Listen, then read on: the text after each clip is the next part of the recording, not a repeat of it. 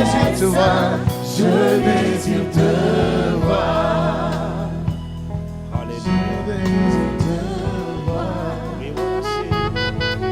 Je désire te voir. Je désire te voir. Je désire te voir. Je désire.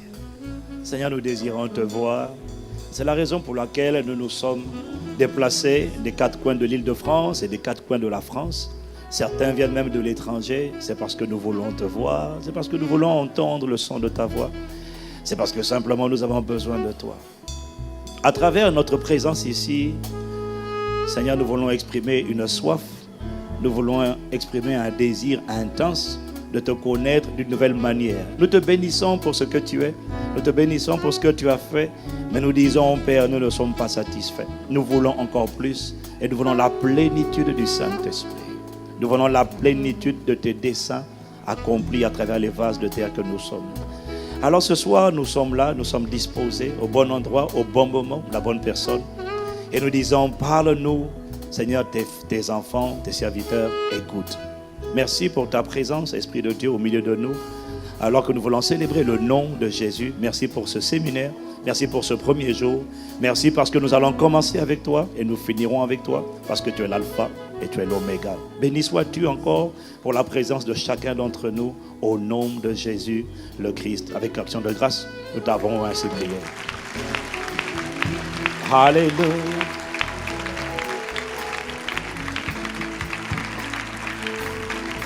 Alléluia. Bienvenue à Impact Centre Chrétien.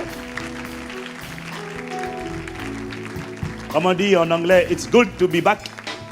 C'est bon d'être de retour à la maison. Et donc, nous allons passer à l'essentiel sans plus tarder. Il n'est plus à présenter, c'est un doyen, c'est un père. Vous n'avez pas le droit de l'appeler Doc, parce que moi je l'appelle Doc, mais pas vous. Vous dites Pasteur Karambéry. Vous pouvez dire Docteur Honoris Causa, mais ça fait trop long. DH comment? Docteur Honoris, enfin, DHC, non c'est trop long. C'est un honneur, c'est un plaisir pour nous encore de l'avoir ici. Et votre présence ici prouve combien nous le considérons, nous l'aimons, nous le respectons et nous bénissons Dieu pour sa vie. Je considère toujours qu'il est l'un des généraux que Dieu nous a donnés dans la francophonie. Nous ne sommes pas démunis et avec lui, toi et moi, je t'assure, il y a quelque chose de bon qui sortira de la francophonie. Pouvez-vous m'aider à acclamer le Seigneur pour son serviteur, le pasteur Mamadou Philippe Karambéry. Merci.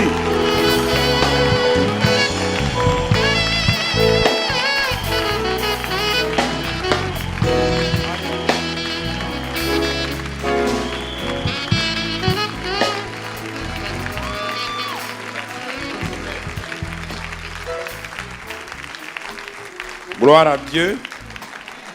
Gloire à Dieu. Nous sommes sur la route de la transformation, sur la route où nous devons régner, comme le titre notre séminaire le veut. Alors nous allons tout juste chanter un cantique. Je suis en route, en Canaan. Je suis en route, en Canaan. Je suis en route, en Canaan. Je suis en route, gloire à Dieu, je suis en route. Je suis en route, en Canaan. Je suis en route, en Canaan. Je suis en route, en Canaan. Je suis en route, gloire à Dieu, je suis en route. Si tu ne viens pas, je ne me retiens pas. Si tu ne viens pas, ne me retiens pas. Si tu ne viens pas, ne me retiens pas. Je suis en route, gloire à Dieu, je suis en route. J'ai la victoire en Jésus-Christ. J'ai la victoire en Jésus-Christ. J'ai la victoire en Jésus-Christ. J'ai la victoire, gloire à Dieu, j'ai la victoire. Elle est pour toi, aussi mon frère. Elle est pour toi, aussi ma soeur. Elle est pour toi, oh mon ami. Elle est Golgotha. Nous sommes vainqueurs en Jésus-Christ. Nous sommes vainqueurs en Jésus-Christ. Nous sommes vainqueurs en Jésus-Christ. Nous sommes vainqueurs, voilà Dieu, nous sommes vainqueurs. Nous sommes vainqueurs en Jésus-Christ. Nous sommes vainqueurs en Jésus-Christ. Nous sommes vainqueurs en Jésus-Christ. Nous sommes vainqueurs par le sang de Jésus-Christ. Je suis fort, fort, oui, plus que vainqueur par le sang de Jésus. Je suis fort, fort, oui, plus que vainqueur par le sang de Jésus, mon sauveur. Tu es fort, Fort, oui, plus que vainqueur par le sang dis à ton frère. de Jésus. Tu es fort, fort, oui, plus que vainqueur par le sang de Jésus, mon sauveur. Satan ne peut jamais me conquérir. Non, non, non, Satan ne peut jamais me conquérir. Satan ne peut jamais me conquérir. Quand je suis mon Dieu par la foi. Quand je suis mon Dieu par la foi.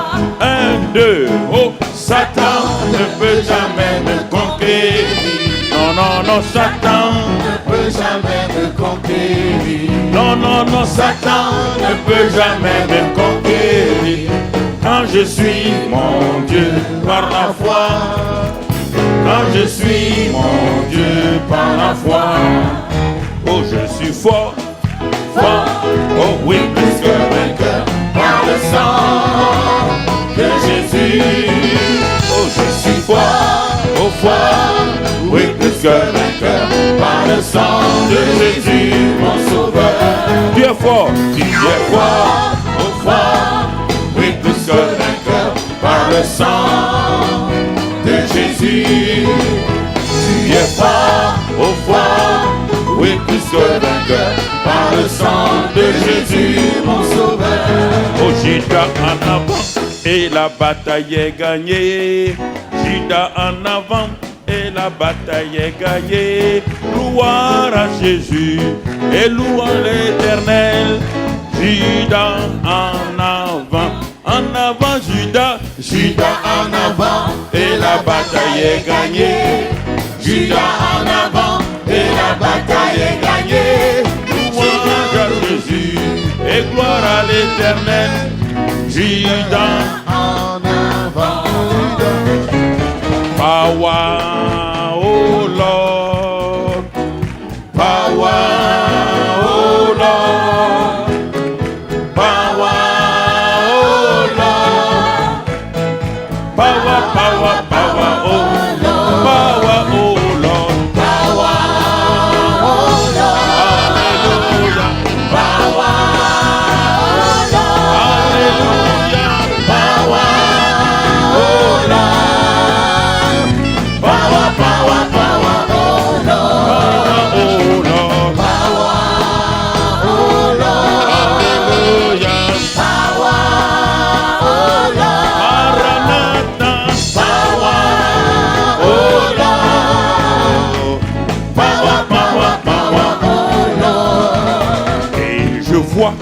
je vois la gloire de Jésus, gloire à l'Éternel, gloire au nom de Jésus. Et je vois la gloire de Jésus, gloire à l'Éternel, amen. Quand je regarde ta vie, je vois la gloire de Jésus. Quand je regarde ta vie, je vois la gloire de Jésus.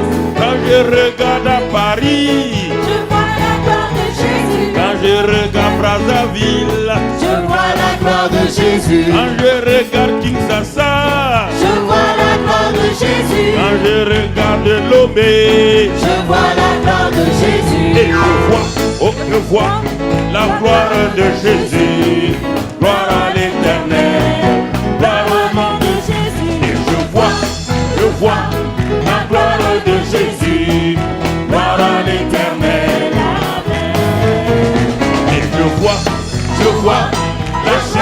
de Satan.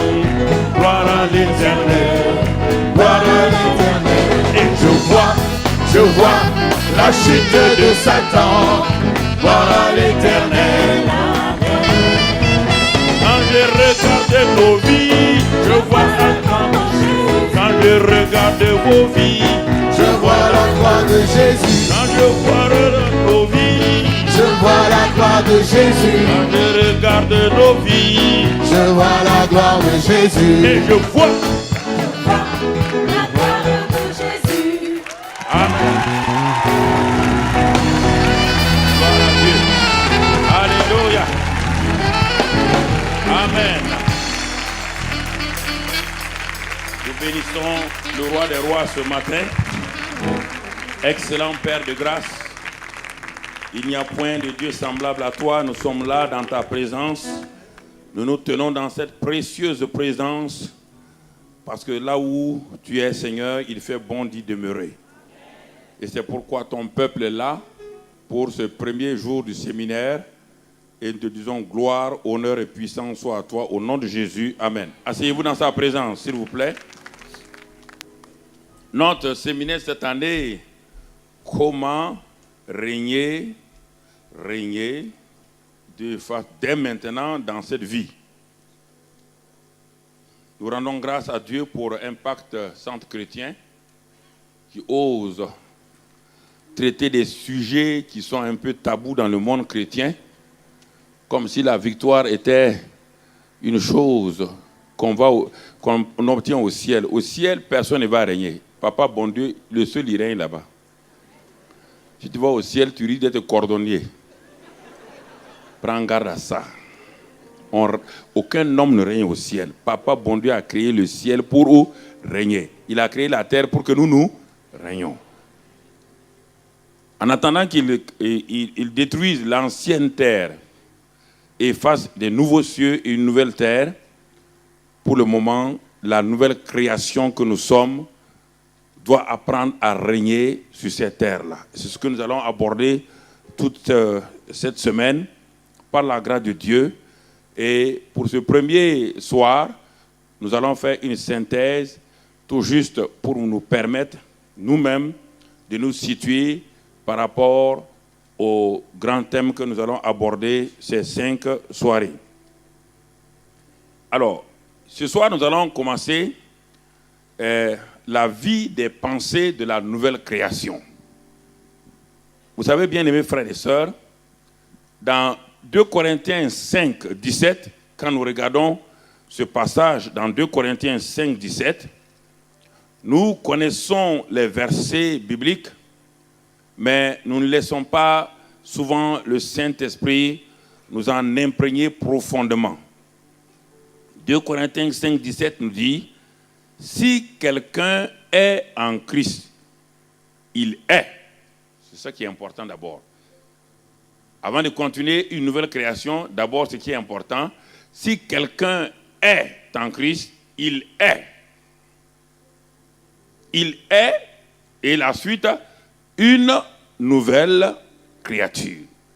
C'est une déclaration, c'est un fait, ce n'est pas une promesse. Je vais démarrer là pour que nous allions tout doucement. Parce que le règne n'est pas pour tous les hommes. De même qu'au début de la création, Dieu avait suscité, il avait créé un homme appelé Adam. Et il avait donné à cet homme-là d'exercer le règne de Dieu sur la terre avec tous les verbes que nous connaissons. L'homme était béni, lui et sa femme. Ensuite, Dieu les a rendus féconds pour leur permettre de se multiplier, de remplir la terre, c'est-à-dire d'occuper la terre, et ensuite d'exercer leur domination pour en faire un assujettissement total. Adam, malheureusement, n'a pas pu régner. N'oubliez pas cela. Adam n'a pas pu régner. Et alors, quelqu'un d'autre a régné à la place d'Adam. Quelqu'un a usurpé le règne d'Adam. Et quand quelqu'un a usurpé le règne d'Adam, légalement, il n'était plus permis à Dieu de venir exercer son règne sur la terre parce que Dieu avait créé l'homme et il avait délégué son autorité pour qu'il règne comme un représentant légal de Dieu sur la terre. N'oubliez pas, Dieu est très légaliste, mais le légalisme de Dieu n'est pas en rapport avec la loi qu'il va donner à Moïse. C'est-à-dire qu'il exerce des choses selon son caractère. Pour revenir sur la terre, Dieu avait déjà prévu un plan, il doit retourner sur la terre. S'il ne retourne pas sur la terre, et s'il ne retourne pas de la bonne manière, Satan va lui dire clairement qu'il est un usurpateur comme lui. Bien-aimés frères, la Bible dit dans le livre de Romains que Dieu veut nous justifier, mais pour le faire, il doit être d'abord juste lui-même. Dieu ne peut pas venir outrepasser l'acte que Adam a posé et puis imposer un nouveau règne sans avoir au préalable réglé le problème qu'Adam a créé à l'humanité. Donc Dieu devait d'abord résoudre ce problème-là afin que l'ennemi et le monde entier puissent accepter que Dieu puisse régner encore par l'homme. Et pour le faire, Dieu va prendre la forme d'un homme. C'est ça l'incarnation. Dieu sera habillé par la chair humaine. Comme le premier Adam, il va venir et il va marcher sur la terre des hommes, comme le premier Adam, sous le nom de Jésus-Christ. Et il va obéir. Il va accomplir parfaitement ce pourquoi Dieu voulait que l'homme règne. Et l'homme, le premier Adam étant mort, quand on parle de mort, on ne parle pas de mort physique d'abord. Il est mort spirituellement, il est séparé totalement de Dieu. Donc, Dieu ne peut plus passer par ce premier Adam-là. Il ne peut pas l'améliorer, il ne peut pas le transformer, il ne peut pas le changer. C'est pourquoi d'ailleurs quand Adam est tombé, il a reçu la nature de Satan. C'est ça que les chrétiens ne veulent pas. La mort est la nature satanique. Maintenant, Dieu dit, empêchons Adam qu'il étende sa main, parce qu'Adam n'était pas éternel. Il ne connaissait pas encore la vie Zoé. Il n'avait pas la vie Zoé.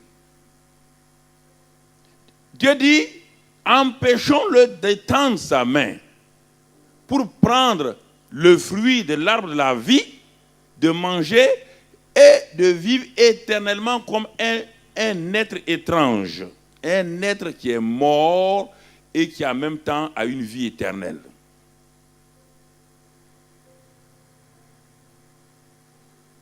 Alors, Dieu a mis Adam et Ève au hors du jardin. Et il a fermé l'accès à l'arbre de la vie. Et nous avançons durant les âges et nous allons voir apparaître sur la scène maintenant un autre homme du nom de Jésus-Christ, le dernier des Adam.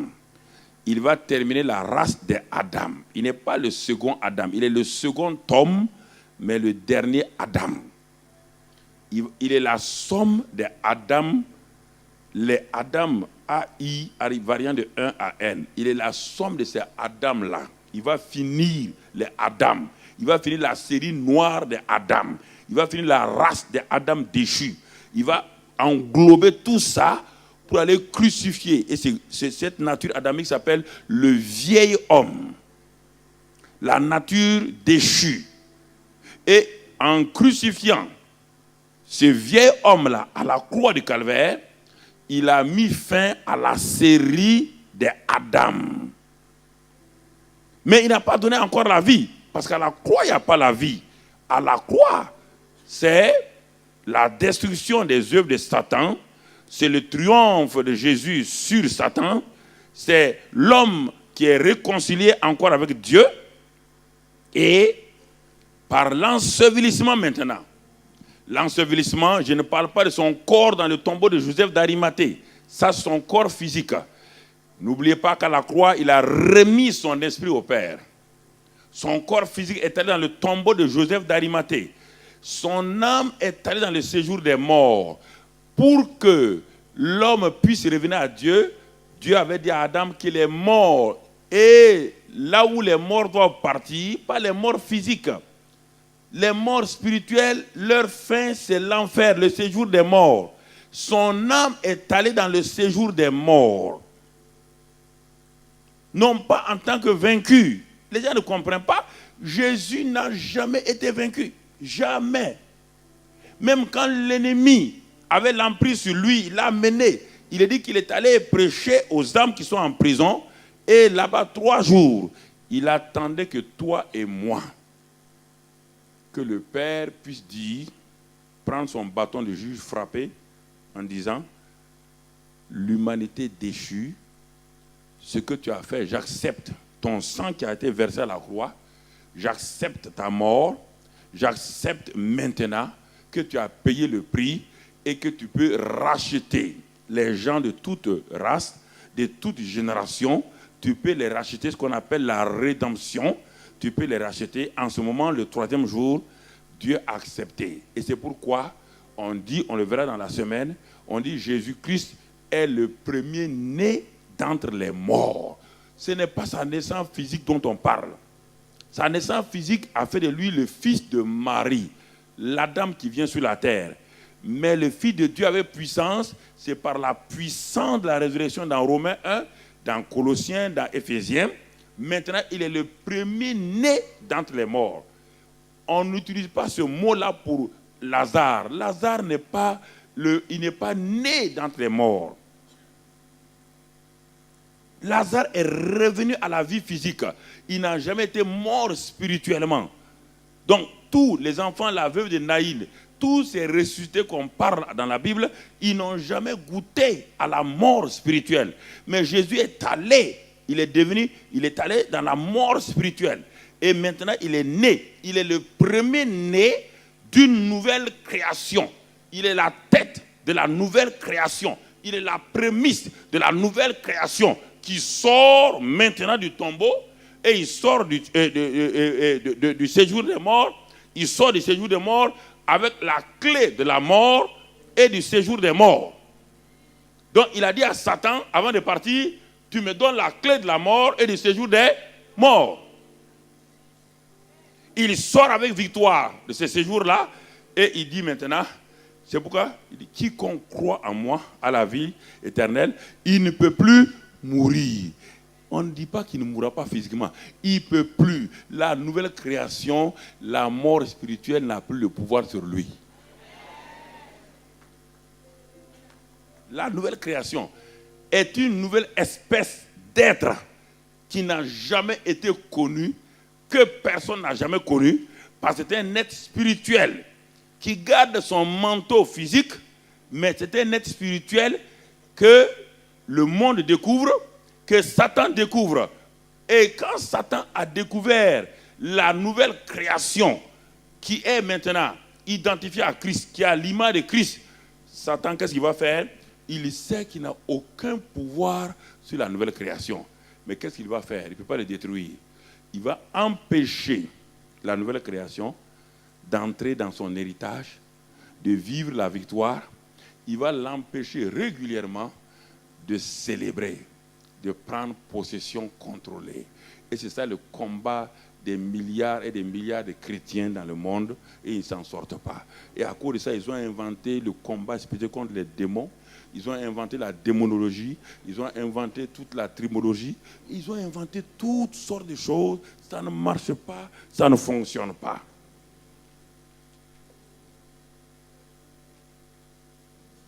Ça ne fonctionne pas.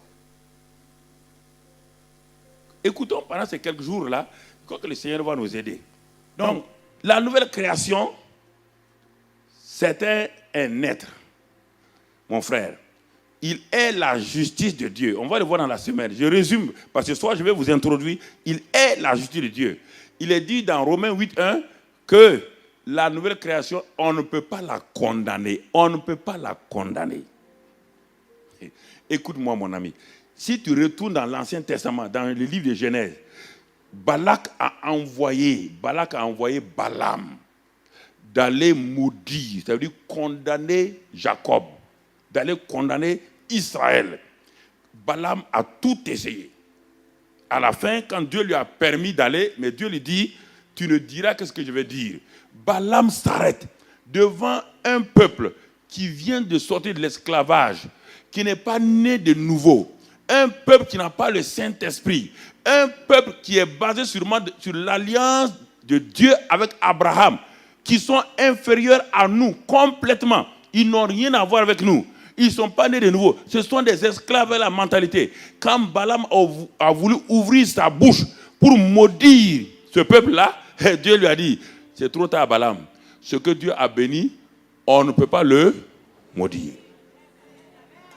Alors je pose la question maintenant. Si dans le royaume des cieux, le plus petit dans le royaume des cieux est plus grand que Jean-Baptiste. Jean-Baptiste est plus grand que tous ceux qui sont nés de femmes. Donc il est plus grand que Moïse. Il est plus grand qu'Abraham et tout. Et que le plus petit qui est né dans ce royaume-là, si on n'a pas pu maudire ceux qui étaient esclaves, comment peut-on te maudire? Qui va te maudire? On va aller, écoutons. Ce que je veux dire là, c'est que personne ne peut s'arrêter, me maudire comme cela. Je peux poser des actes qui vont me créer des problèmes moi-même. Parce que tout message qui est donné n'est pas exhaustif, n'est pas complet. Donc, il est préférable que tu rentres dans mon cadre. Parce que quand je dis ça, toi, tu sautes déjà, tu vas aller devant trop. Reste là, calme, là, petit. Donc, je vois déjà, tu as lu tel livre, tel auteur a dit ça. Reste, nous sommes dans un message bien ciblé de 1h15. On reste dans ce cadre-là. Si toi, tu vas déjà 4 heures avant moi, tu m'as trop dévancé. Reste calme. Voilà. Quand on prêche à des gens, ils sont déjà en avance. Ils sont en train de dire, mais l'autre a dit ça, l'autre a dit ça. Ce n'est pas l'autre qui est ici, c'est moi. C'est moi qui suis ici. Laisse tomber l'autre. Laisse tomber l'autre. Donc, la nouvelle création, les gens ne comprennent pas.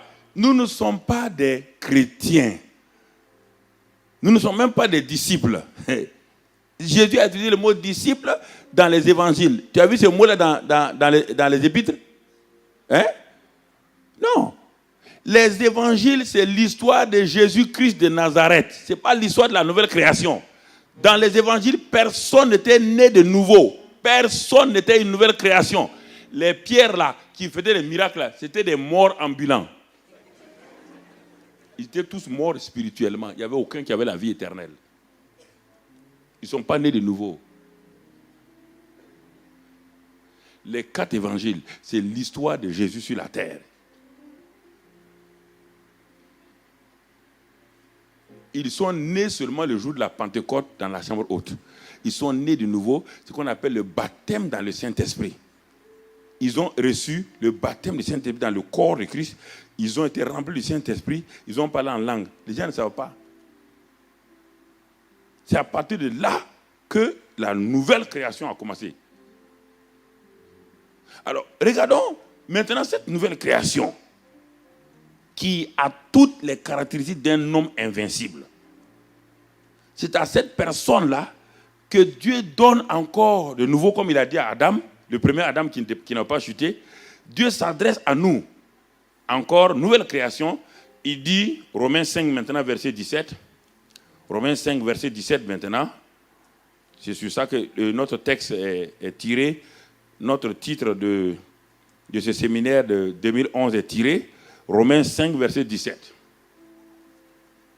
Si, par l'offense d'un seul, c'est-à-dire Adam, la mort a régné par lui seul. L'offense d'un seul. La mort a régné par un seul. Et cette mort qui a régné, tous tes efforts et tous mes efforts n'ont pas pu empêcher la mort de régner sur notre vie. Nos jeûnes, nos prières n'ont pas pu empêcher la mort. Quand on dit la mort de notre destinée, la mort on n'a pas pu empêcher. Ça, c'est le négatif. Toute vérité a son négatif et a son positif. Le positif dit ici, à plus forte raison. Si j'avais amené la parole vivante, tu allais mieux saisir. À plus forte raison, ceux qui reçoivent, pas ceux qui demandent. La nouvelle création, on parle de la nouvelle création. La nouvelle création qui reçoit l'abondance de la grâce et du don de la justice. Il dit, si la nouvelle création accepte l'abondance de la grâce, qui a deux éléments, la grâce, qui est une faveur imméritée, un, et qui est une capacité divine, deux.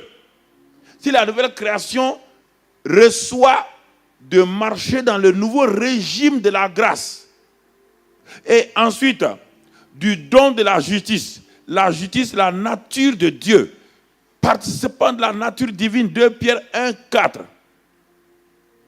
Toute nouvelle création qui accepte cela, et Dieu dit maintenant, c'est cette personne seule qui est qualifiée pour régner dans cette vie par Jésus-Christ lui seul. Alors, mon cher frère, ma chère sœur, pourquoi tu ne règnes pas dans la vie? Pourquoi? Adam n'a pas pu régner. Nous savons la cause. Nous avons découvert la cause d'Adam. Avant la chute d'Adam, Adam régnait. Il a régné à un moment donné, mais il n'a pas pu étendre le règne de Dieu dans tout. Il a régné dans le jardin d'Éden uniquement, alors qu'il devait faire régner, et Dieu devait régner à travers lui sur toute la terre. Donc Adam a été étouffé, son règne a été étouffé dans le jardin d'Éden. Le jardin d'Éden, c'était le palais d'Adam, parce que le jardin d'Éden n'était pas la terre. C'était simplement là où, le jardin où il régnait, et il devait conquérir maintenant tout le reste de la terre. De son palais, où, jardin d'Éden veut dire le jardin des délices, Dieu lui avait tout donné, tout, la nourriture, la capacité, la vie, et il devait utiliser cette vie-là, comme ici, pour sortir, se multiplier, remplir, contrôler, assujettir, dominer et amener la vie divine à régner sur le royaume végétal, sur le royaume minéral, sur le royaume, donc tout. Il y a plusieurs sortes de royaumes. Le royaume animal, tout ça sont des royaumes. Mais le royaume de l'homme, c'est-à-dire de Dieu par l'homme, était le royaume supérieur qui devait régner, contrôler tout cela. Même l'homme qui est chuté, tu vois quelle capacité Dieu lui avait donnée. Même l'homme qui est chuté, regarde comment il règne sur les animaux. Regarde comment il règne, mais il règne mal. Mais la nouvelle création, Dieu dit, ce que Adam n'a pas pu faire. Maintenant, par mon Fils et le Saint-Esprit qui habite en vous, vous devez régner dans cette vie. Vous devez régner dans cette vie-là. Bien-aimés frères et sœurs, régner dans cette vie, c'est-à-dire, c'est transporter la vie Zoé. C'est transporter la vie Zoé pour affecter toutes les instances, toutes les situations familiales, situations professionnelles. Tout ce qui, dans la vie pratique, ce qu'on appelle la vie pratique, t'empêche d'être vraiment dans la paix, dans la joie, et t'empêche de vivre correctement. Alors, quand nous regardons cela, nous posons la question maintenant. Mais pourquoi alors, malgré toutes ces grandes déclarations de Dieu, le peuple de Dieu ne semble pas régner, ne règne pas, du moins ne règne pas? Il y a très peu de gens d'abord qui ont compris qu'ils doivent régner. Le peuple de Dieu subit régulièrement il subit au lieu de régner. Alors, qu'est-ce qui se passe? Pour Adam, nous avons vu qu'est-ce qui a empêché Adam de régner. Mais qu'est-ce qui se passe avec la nouvelle création que nous sommes? Chacun de nous ici a le même Saint-Esprit que Jésus avait. A le même Père que Jésus a. a la même parole que Jésus avait. Et nous sommes de la famille de Dieu. Nous faisons partie de la famille divine. Mais alors pourquoi ces êtres-là, qui sont partie de la famille divine, n'arrivent pas à régner sur la création inférieure, sur les situations? Jésus est venu simplement faire deux choses. Nous montrer comment toute nouvelle création doit vivre sur la terre. Et ensuite, il a pris nos péchés pour nous faire accéder au genre de vie qu'il a vécu lui-même. Voilà ce qu'il est venu faire. Il n'en a pas besoin. Il n'a jamais péché, il n'a pas besoin de salut, il n'a pas besoin de délivrance, il n'a pas besoin de guérison, parce qu'il savait dominer, avec la vie divine qui était en lui, il savait dominer ces circonstances-là. Il a été tenté en toutes choses, exactement comme toi et moi nous sommes tentés. Sa tentation n'est pas inférieure à la nôtre. Il a été tenté en tant qu'homme par les femmes, de la même manière que tous les garçons ici sont tentés. Si la tentation de Jésus est inférieure à ma tentation, alors en ce moment-là, il y a une injustice quelque part au niveau de Dieu. Mais Jésus faisait quoi? Les gens disent que Jésus était Dieu. Dieu dans sa semence, mais pas dans l'exercice du ministère, pas dans l'exercice de la relation. Il s'est dépouillé volontairement de ça pour vivre comme un homme simplement. Il n'a pas utilisé sa divinité pour chasser les démons. Il n'a pas utilisé sa divinité pour dominer le péché. C'est son humanité. C'est pour dire le Fils de l'homme. Tant qu'il n'y aura pas de percée au niveau mental, c'est difficile que les gens comprennent qu'est-ce que le règne de Dieu. Comment ils doivent régner. Nous aimons beaucoup Matthieu 6 qui nous dit que ton règne vienne. Mais Dieu nous répond, mais toi aussi tu dois régner, non? Ce n'est pas moi seul qui dois régner. Ne me dis pas que ton règne vienne. Le règne de Dieu va venir par qui? Par toi.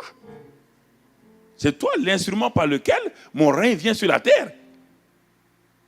Jésus est venu te montrer. Jésus est la prémisse de l'être humain, du Fils de l'homme, par lequel Dieu doit régner sur la terre, et te dit maintenant, Jésus étant parti et t'ayant laissé le Saint-Esprit, il dit tu dois régner dans cette vie. On dit dans cette vie, pas dans la vie future. La vie future, personne ne régnera. Sauf quand on va revenir dans la Nouvelle Jérusalem, et là on va régner avec Jésus lui-même.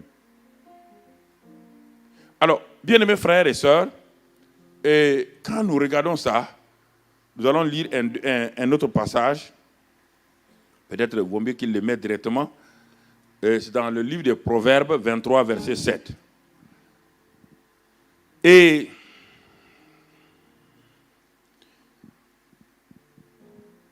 vous savez, j'aime m'enfermer, réfléchir et examiner pourquoi les chrétiens, il y a tant de faillites, tant d'échecs.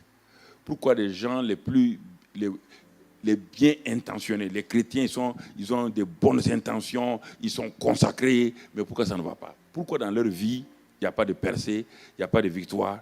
C'est-à-dire que je ne comprends pas. Ils jeûnent, ils prient. Mais chaque fois, je m'enferme pour savoir qu'est-ce que... Dieu me dit, il y a des choses qu'ils n'ont pas saisies. Et tant qu'ils ne saisiront pas cela, lui ne peut pas les forcer à vivre dans la vie chrétienne victorieuse. Et c'est pourquoi, s'il vous plaît, prenez du temps. Je vais être un peu lent pour que nous puissions comprendre ce que Dieu veut dire. Dans le livre de Proverbes 23, verset 7, un jour, je méditais cela. Le Seigneur, là, c'est le résumé de la vie d'un homme. Et dans ce passage, il est dit, car, dans la version, il est dit, car il est. Non, ça veut dire que, prenons avec des termes précis. L'homme est comme les pensées de son âme. L'homme est. Quel homme? On nous a dit que la nouvelle création, lui aussi, il est. En Christ, il est. Cet homme-là est une nouvelle création. Les choses anciennes sont passées. toutes choses sont devenues nouvelles. Mais comment se fait-il que cet homme qui est une nouvelle création, les choses anciennes sont passées et toutes choses sont devenues nouvelles? Pourquoi alors n'arrive-t-il pas à régner? Voilà toute l'équation qu'il faut résoudre clairement. Les choses anciennes, c'est défaite, ce qui l'amenait dans la défaite, ce qui le paralysait, ce qui faisait de lui un esclave de Satan, ce qui faisait de lui un vaincu. Dieu te dit, ces choses-là sont passées, sur le plan spirituel et moral. Il dit maintenant, les nouvelles choses, toutes choses sont devenues nouvelles en lui. On te dit, c'est cet homme-là à qui on demande de recevoir la grâce, l'abondance de la grâce et du don de la justice pour régner dans cette vie.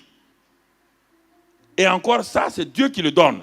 Jusqu'à présent, c'est Dieu qui est en opération. Maintenant, en face de ça, on va trouver cet homme-là qui tourne en rond, qui n'arrive pas à percer.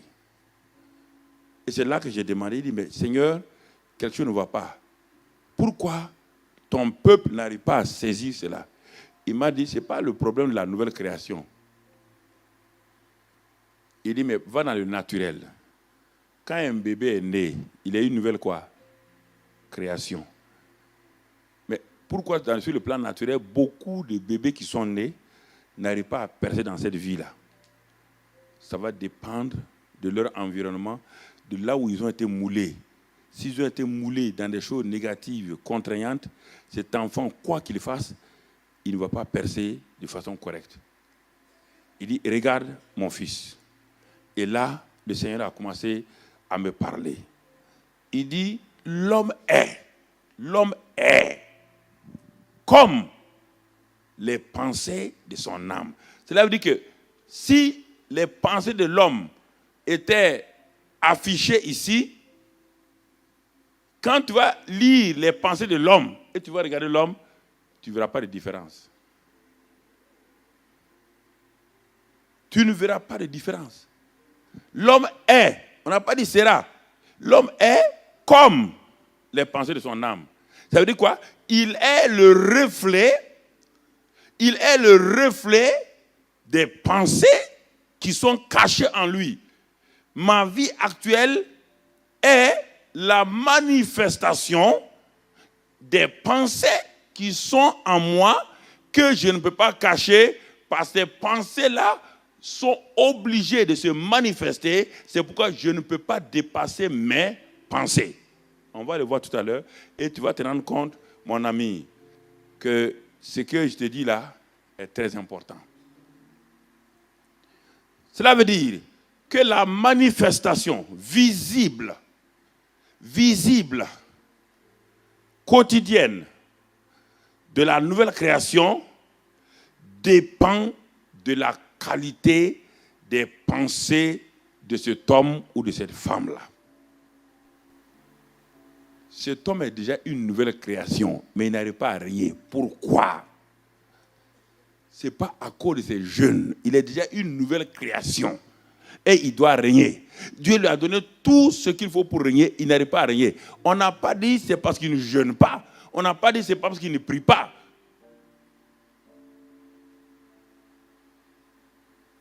Il est comme les pensées.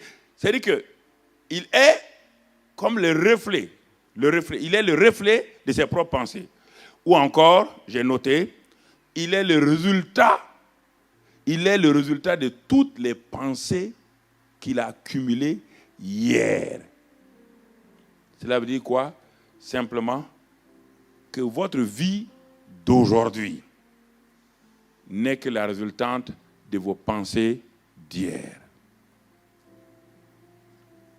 On va aller doucement, vous allez comprendre. Votre vie d'aujourd'hui, mon cher frère, votre vie d'aujourd'hui n'est que la résultante de vos pensées d'hier. Quand je dis hier là, c'est de ce que vous vivez régulièrement, quotidiennement. Vous ne pouvez pas. Les pensées sont le plafond de votre promotion. Vous ne pouvez pas aller au-delà de vos pensées. Vos pensées sont le plafond. Si vous voulez progresser, il faut que vous poussiez le plafond. C'est-à-dire que si vous prenez un bâtiment à 5 étages, ceux qui sont au rez-de-chaussée, ils ont un plafond. Mais le plafond de ces rez-de-chaussée est quoi pour le premier étage? Est le plancher du premier étage, oui ou non? Si vous voulez avancer, chaque fois que vos pensées vont vous amener, elles vont arriver à un niveau de plafond. Mais si vous voulez aller plus, il faut que vous appreniez à repousser. Et pour le repousser, frère, ce sont vos pensées qui vont permettre, ce sont vos pensées alignées sur les pensées de Dieu qui permettent à la nouvelle création d'avancer. Ce n'est pas la prière ni le jeûne. La prière et le jeûne accompagnent. Mais l'élément fondamental, ce sont vos pensées. On va aller doucement. Ce sont vos pensées. Tu dois comprendre cela. Vos pensées influencent profondément vos paroles, vos attitudes et vos actions. Il n'y a personne ici qui agit sans avoir d'abord pensé. Personne ne peut parler sans avoir pensé. Parce que les paroles sont l'expression de vos pensées. Et c'est pourquoi les scientifiques ont dit que chaque être humain a 50 000 pensées en moyenne par jour. Je vais aller lentement encore pour que nous comprenions. Écoute-moi, mon frère. Tu dis que cela n'est pas vrai, peut-être. Tes pensées, les pensées que tu as, représentent quoi pour toi? Tes pensées sont toujours des conversations les plus secrètes que tu as avec toi-même. Tu causes le plus, la personne avec qui tu causes le plus, c'est toi-même. Ce sont tes pensées. C'est quand tu veux rencontrer quelqu'un, quand tu as fini de penser, de travailler toutes tes pensées, tu rassembles maintenant le résumé de tes pensées et tu pars pour rencontrer ce frère-là. Mais en ce temps, tes pensées, tu as causé avec tes pensées dans ton lit, dans ton fauteuil, dans ta voiture ou sur ta moto ou à pied.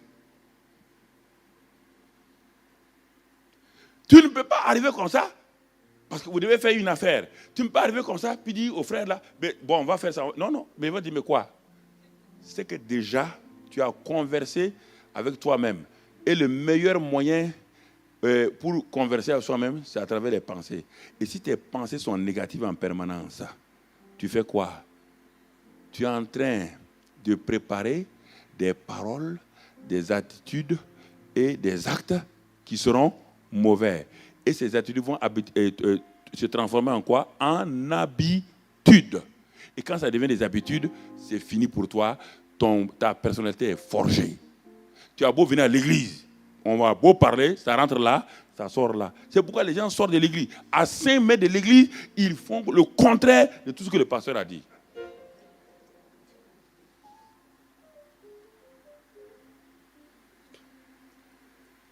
Quelle est la personne avec laquelle tu causes le plus? Ce n'est pas ta femme, ton mari, hein? C'est toi-même. Tu es la personne avec laquelle tu causes régulièrement, n'importe où, n'importe quel endroit, tu causes avec toi-même dans tes pensées. Ta bouche n'est pas ouverte. Et quand ta bouche va s'ouvrir, elle ne fera que dire ce que tes pensées ont déjà arrêté. Si ta bouche contredit tes pensées, on t'appelle hypocrite.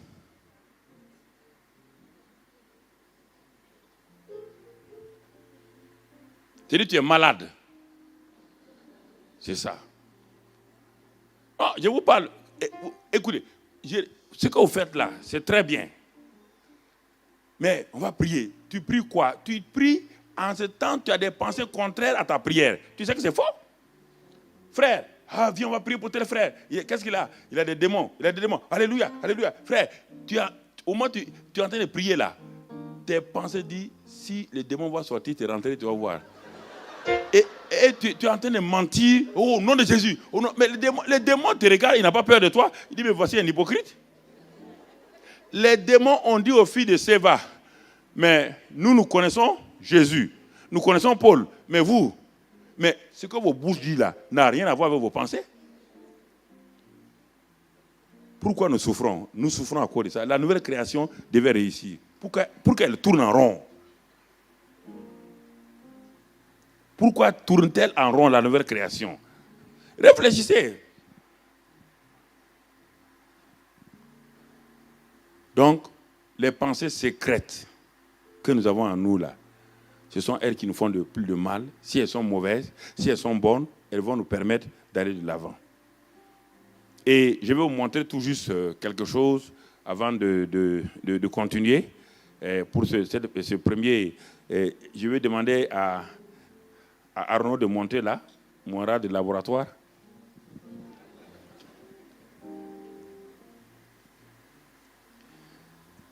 Et pour que nous puissions comprendre. Frère, je veux être assez pratique et simple avec chacun d'entre nous.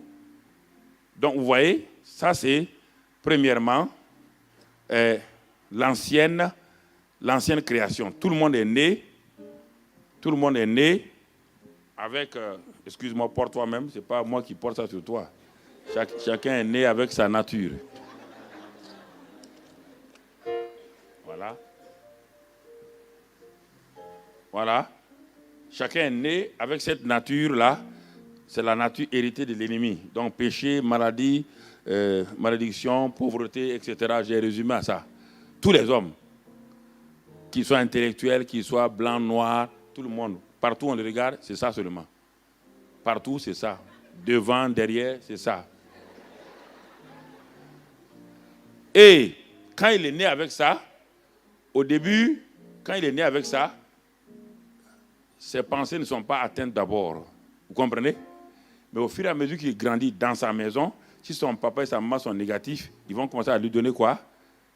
À l'influencer négativement. Et tout doucement, les parents, l'école, la société vont lui porter quoi? Ça, c'est la société maintenant. Ce n'est pas lui qui porte, c'est la société qui le fait porter. Donc, je reprends la société. Il est né avec ça lui-même naturellement, mais maintenant, la société lui fait porter ça. Donc, vous voyez là. Donc, ses pensées et son cœur commencent à travailler en harmonie. Tout ce que vous lui dites, il l'analyse avec tout juste ça. Il met cette machine-là en marche. Et les neurochirurgiens, ils ont trouvé ces dernières années que les pensées d'un homme passent à travers son cerveau et les pensées de l'homme envoient en quelque sorte des réactions chimiques, électriques dans le cerveau. Et ça agit maintenant sur les cellules, ça agit sur son organisme. Et c'est ça qui fait que beaucoup de gens sont malades et on cherche les causes. Il n'y a pas de virus, il n'y a rien. Beaucoup de gens sont malades à cause de leurs pensées qu'ils entretiennent. On va le voir tout à l'heure là. Quand on va arriver, pourquoi les chrétiens sont si malades? On prie, on impose les mains, on appuie, on tourne leur tête. Rien. Non, je ne comprends pas. La Bible dit, ils imposeront les mains aux malades, les malades vont être guéris. Toi, on t'impose les mains, on tourne la tête. Rien. Tu as tout le temps les mêmes maladies, les mêmes maux de ventre, 5 ans. C'est là. Parce que dès que quelqu'un veut imposer les mains, tu le regardes. Est-ce que lui, il peut me guérir? Donc, il perd au moins, il est en train de faire comme ça, là. Tu l'as déjà paralysé. Ça ne marche pas. C'est ça le vrai problème. Donc, vous voyez, cet homme-là, le voilà. Ça, c'est l'homme qui est déchu. Mais par la grâce de Dieu, il entend l'évangile un jour. Il entend le message de la bonne nouvelle, le message du royaume. Et quand il entend ce message-là, quelque chose va se passer. Cet homme va recevoir une vie nouvelle. Et cette vie nouvelle qu'il va recevoir, je voudrais un micro qui peut s'étendre comme une croix. un pied qui peut s'étendre comme une... Là. Celui-là, ok. Voilà. Dépose le micro. Et qu'est-ce qui va se passer? Ce qu'on appelle la substitution. Voilà, mets ça là. Le Seigneur, par sa grâce, va prendre toutes ces iniquités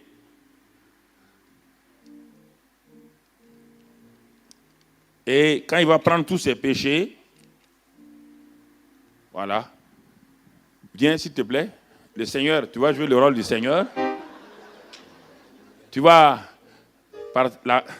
lui enlever cette nature qu'il a, mais sans enlever ça. Voilà. Et à la croix de Calvaire, cette nature est là. Mais Jésus ne va pas le laisser simplement comme ça. Jésus va lui donner maintenant une nouvelle nature. Il va lui donner une nouvelle nature. Il devient une nouvelle création. Les choses anciennes sont passées. Toutes choses sont devenues nouvelles. Regardez, les choses anciennes sont passées. Il était péché, perdu ici, il était malade, tout, mais il a reçu, normalement on devait recevoir tout ça, béni, tout ça. Donc, il a reçu ça. Et cet homme-là, dans les premiers jours qu'il a reçu, même les 3 mois, il est dans la joie, il est dans la paix, il est vraiment heureux, parce que la joie du Saint-Esprit est venue en lui. Et cet homme, c'est cet homme-là qu'on dit, maintenant, de régner dans la vie. On lui dit de régner dans la vie. Mais la plupart du temps, on n'a pas dit, on pense que le nouveau cœur peut régner. Le nouveau cœur peut régner.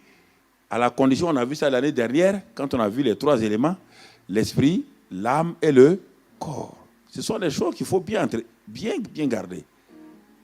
Cet homme est né de nouveau. Mais qu'est-ce qu'il se rend compte que lorsque Dieu dit quelque chose, son esprit régénéré veut le faire. Mais il se rend compte qu'il y a quelqu'un qui analyse toutes les paroles de Dieu et qui utilise un élément d'évaluation en dehors de là. C'est quoi? C'est ça. Alors, un combat commence dans cet homme-là. Il veut faire le bien, il veut obéir à Dieu, mais ses pensées disent que ce n'est pas possible. Chaque fois, il va faire passer la parole de Dieu à travers ce filtre. Il va faire passer tout ce qu'on lui dit de faire. On lui dit maintenant, mon frère, on a prié pour toi, lève-toi et marche. Il dit, mais sa tête dit, si je pouvais marcher, je n'allais pas t'attendre. Il dit, mais tu te prends pour Jésus ou quoi? C'est ça le problème. Tout ce qu'on lui dit, ce filtre-là enlève la puissance de la parole de Dieu et rend la parole de Dieu sans force. Il s'en va prier. Quand il prie, son homme intérieur est renouvelé. Son homme intérieur est dans la joie, dans la paix. Quand il est tout seul avec le Seigneur, mais dès qu'il sort face à la situation, le prince de l'air s'est saisi de quoi? Le prince de l'air s'est saisi quoi? De ses pensées.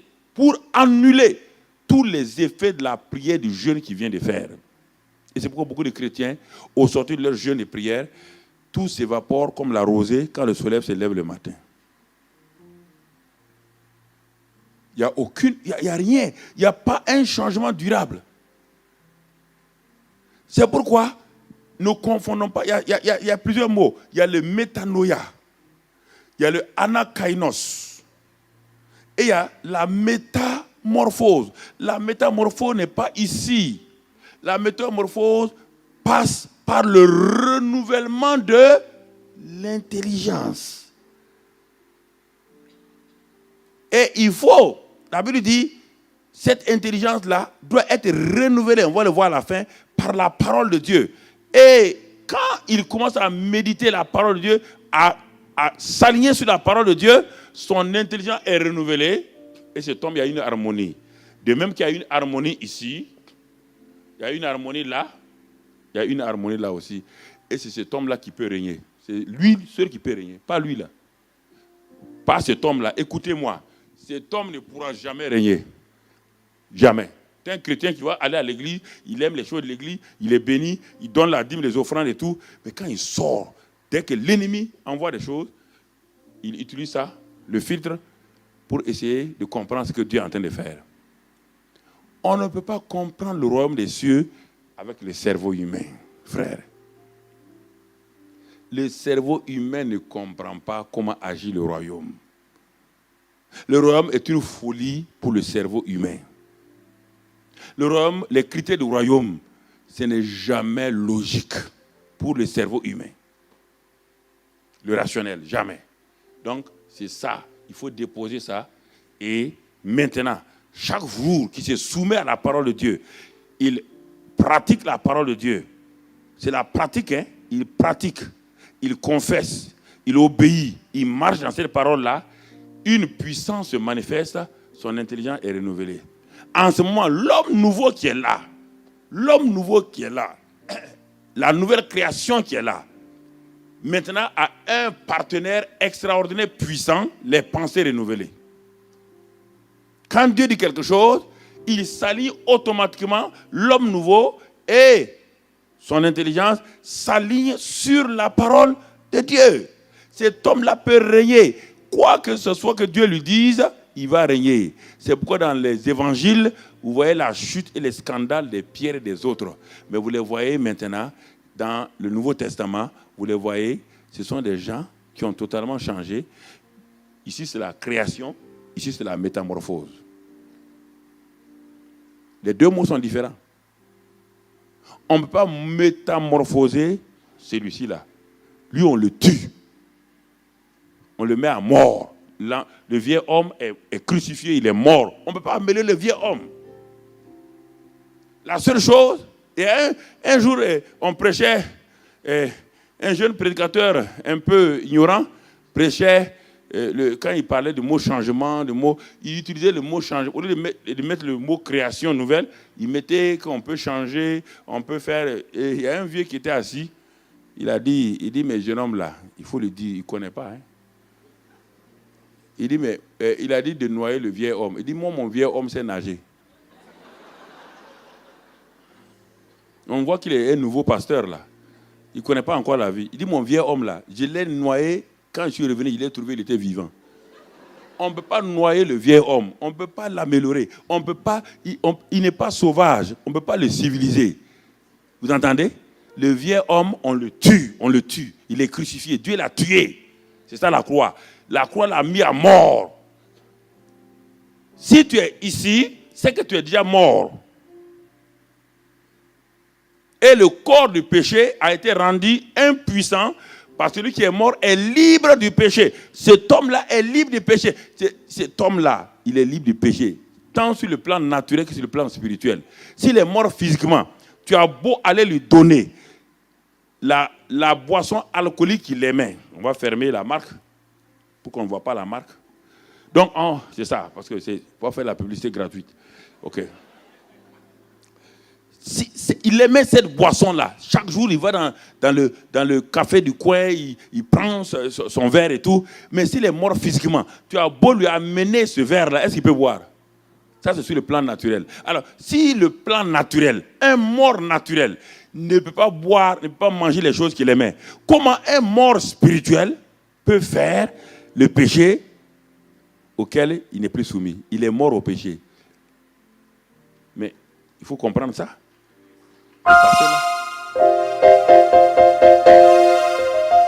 Vous ne pouvez pas faire celui-ci, il n'a qu'à gêner. C'est sa nature. Il aime le péché. Il se nourrit du péché. On ne peut pas lui donner autre chose que ça. C'est la mort seulement. C'est la seule solution. C'est ça que Dieu a fait. Il dit, il a crucifié le vieil homme.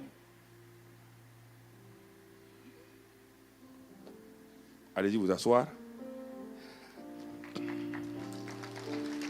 Bon, laisse ça. Il faut qu'ils voient ça. Laisse ça, ils vont voir longtemps. Alors, bien-aimés frères et sœurs,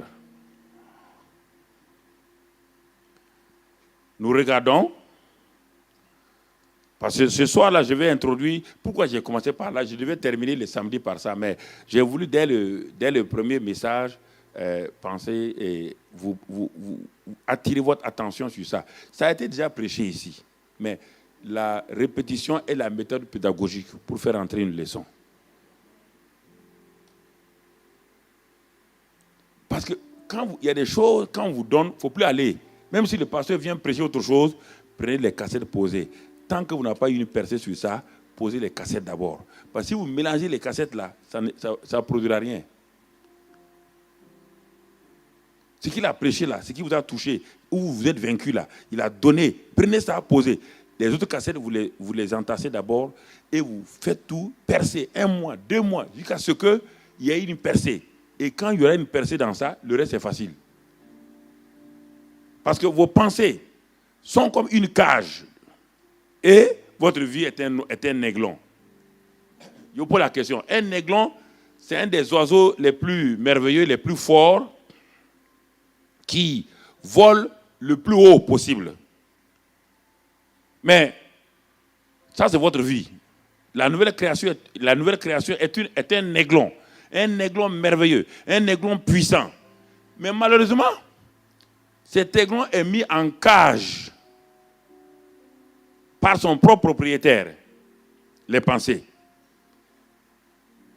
Et il y a une expérience que les scientifiques ont fait pour montrer que lorsqu'on change, même les animaux, on peut les maîtriser, les rendre esclaves lorsqu'on arrive à toucher leurs habitudes, leur manière de réfléchir. Je ne sais pas comment ils réfléchissent. Je ne suis pas un aiglon, donc je ne sais pas. Mais c'est pour te dire, qu'est-ce qu'ils ont fait? Ils ont mis une cage de 4 mètres sur 4. Ils ont pris un aiglon qui volait déjà, qui allait loin. Ils l'ont pris et ils l'ont simplement mis dans cette cage-là. Ils l'ont mis pendant des mois. L'aiglon qui est habitué à voler déploie ses 2 ailes pour monter, mais chaque fois qu'il arrive à 4 mètres, il frappe le plafond et il retombe. Et ça a duré des mois. Et ceux qui font de l'expérience ont dit, on va libérer l'aiglon. Ils l'ont libéré et ils sont venus, ceux qui font de l'expérience, ils sont venus, ils ont pris l'aiglon. Là, devant tout le monde, ils l'ont jeté. Quand ils ont jeté l'aiglon, quand il a déployé ses ailes, il est arrivé à 4 mètres, qu'est-ce qu'il a fait? Il est retombé. Pourquoi? Parce qu'il a été programmé. Il a été déprogrammé. Maintenant, il a un nouveau programme. Et il a fallu encore au moins 1 mois pour le lancer, pour que ce qui était en lui là commence à répartir et qu'il sache qu'il peut voler au-delà. La plupart des chrétiens sont comme son aiglon là. Ils sont nés de nouveau. S'ils meurent, ils vont au paradis. Il n'y a aucun problème. Rien. Ils ne sont pas condamnés. Mais ils n'arrivent pas à voler. Voler pour l'aiglon, c'est rien. L'aiglon règne comment? Comment un aiglon peut régner? C'est quand il vole là-haut, et puis il descend, il vient prendre un objet, et puis il monte. C'est ça le règne d'un aiglon. Le règne d'un homme, c'est quoi? C'est dans sa vie personnelle, sur le péché, dans sa vie, des relations avec sa famille. Il n'arrive pas à régner là-bas. Comment voulez-vous qu'il soit heureux? Cet aiglon n'était pas heureux, parce qu'il sait qu'il est fait pour voler. Mais à la fin, il a accepté la défaite. Il a accepté ce qui ne devait pas être accepté. Et à force de lutter, à force de crier, à force de prier, aujourd'hui, honnêtement, toi-même tu sais que ça ne va pas. Tu le sais. Même si tu me souris là, tu sais que ça ne va pas. Tu n'as pas la victoire. C'est-à-dire que tu es frustré. Tu te poses la question, quel jour, quand les gens témoignent, quand quelqu'un vient témoigner, frère, oh, moi j'ai eu la victoire sur le péché. Est-ce qu'il dit la vérité, cet homme-là? Pourquoi? Parce que tu luttes, et ça fait des années. Et lui, il vient d'arriver. Et lui, il dit qu'il a la victoire. Oui, il a la victoire. Mais toi, tu es tellement, tu as une mentalité de pensée chronique que c'est difficile de démanteler. C'est du béton armé. Lui, encore, c'est du ciment frais. Et il croit tout. Mais toi, tu as tellement moulé tes pensées. Et c'est ça qui fait que tu es esclave de tes propres pensées. Ce n'est pas le monde. Tu n'es pas esclave du monde. Tu es esclave de tes propres pensées. Pour Dieu, tu es mort au monde. Tu es mort au péché. Tu es mort à tout. Mais tu es esclave de tes propres pensées. Tu es esclave de tes propres pensées. Ta pensée te limite. La pensée étroite d'un homme limite ses réalisations. La pensée étroite d'un homme limite ses actions, limite tout ce qu'il veut faire dans la vie. Ce sont nos pensées qui nous limitent. Et c'est ça qui limite la nouvelle création. C'est ça qui empêche la nouvelle création d'aller de l'avant. Mais Dieu a-t-il prévu une solution pour ça? Oui, Dieu a prévu une solution. Même là encore, Dieu a prévu une solution. Mais c'est que parfois, nous mettons du temps avant d'aller demander à Dieu quelle est la solution. Parce que nous avons écouté tellement les hommes que nous mettons 10 ans, 15 ans à écouter les hommes avant de revenir. Je crois que souvent, nous avons un livre qu'on appelle la Bible. Et Dieu est un Dieu, un fabricant. Et tout bon fabricant qui fabrique quelque chose, il a le mode d'emploi de la chose qu'il a fabriquée. Dieu a créé l'homme. Il a un mode d'emploi des pensées de l'homme. Il a tout. Où? Dans la Bible, pas chez quelqu'un d'autre. Ce n'est pas le revendeur qui a le mode d'emploi. C'est celui qui a fabriqué qui donne la machine avec le mode d'emploi. Le mode d'emploi est devant toi ici. Tu laisses ce que Dieu te dit et tu vas chercher chez les hommes. Tu dis, oui, quand moi, j'ai eu la victoire, j'ai fait 40 jours de jeûne. Mais mon ami, 40 jours de jeûne ne transforment pas quelqu'un. D'ailleurs, les deux jeûnes de 40 jours ont été dictés par Dieu. En dehors de ça, personne n'a fait ça. 3 personnes. Il y a Moïse, il y a Jésus, il y a Élie qui a marché 40 jours. Tout ça, c'est dicté par Dieu. Mais ce n'était pas pour les changer. Ils étaient déjà changés. C'était pour leur parler, être dans la présence de Dieu, pour que Dieu leur dicte les choses qu'ils vont faire. Moïse n'est pas monté pour devenir un homme puissant sur la montagne. Jésus était déjà fils de Dieu et le Père lui avait dit, tu es mon fils bien-aimé en qui j'ai mis toute mon affection. Et c'est pourquoi il est parti attendre 40 jours pour que lui et le Père, et c'est là encore, il dit que Moïse n'a pas mangé 40 jours et 40 nuits. Il n'a pas mangé, il n'a pas bu. Va, ne mange pas, ne bois pas. Va jeûner 40 jours, ne mange pas, ne bois pas. Tu vas nous dévancer.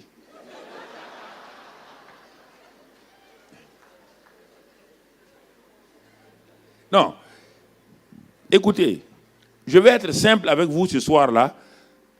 Dieu nous avertit. Dieu nous avertit.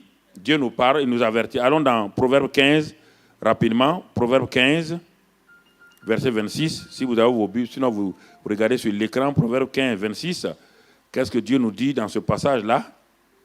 15, 26. Il dit, les pensées mauvaises sont en horreur à l'Éternel. Mais les paroles agréables sont pures à ses yeux. Comme on est sur les pensées, on va arrêter sur la première partie du verset.